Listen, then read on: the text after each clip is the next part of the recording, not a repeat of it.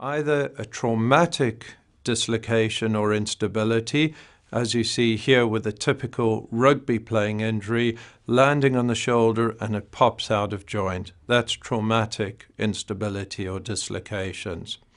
Another type is known as atraumatic instability or dislocations, and this generally is where the joint is far too loose, something that some people are born with, and it just gradually overstretches and becomes unstable and comes out of joint due to the stretchiness and also muscular control of the shoulder joint.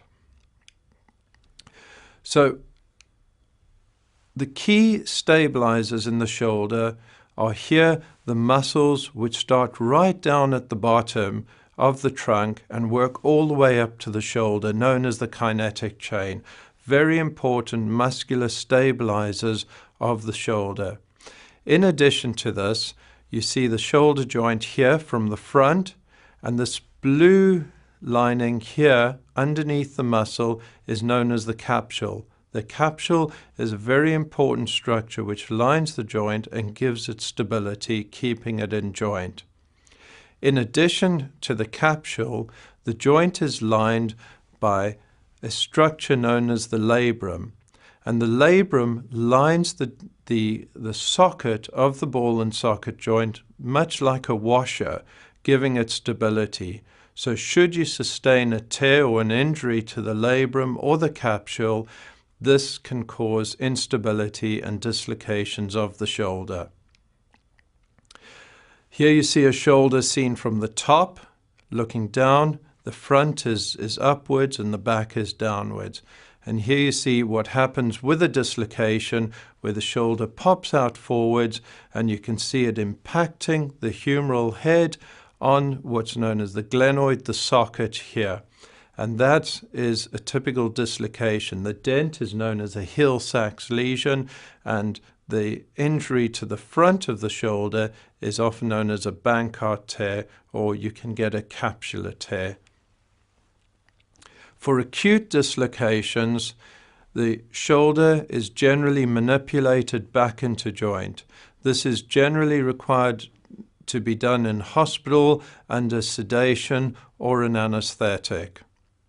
Recurrent dislocations generally need more treatment. For atraumatic recurrent dislocations or recurrent instability, where there is no true tears, no structures broken, these should be managed with specific physiotherapy, working on building up the muscles of the shoulder, helping to build the nerve linkages between the brain and the shoulder joint, and trying to learn methods of coping with the instability. For traumatic injuries where there are structures torn and damaged in the shoulder, generally surgery is required and these structures need to be fixed. The commonest injury is that known as a Bankart tear, which you see on the image over here on the bottom right. Here we're looking at the socket side on, and you can see the tear towards me here. That usually requires repair. This can be done as a day case procedure nowadays by keyhole surgery, although it can also be done with open surgery, and the results are very much the same. You should be able to go home the same day after the surgery. You'll require a sling for a while afterwards and physiotherapy. The details of the surgery will be discussed with you by your consultant surgeon.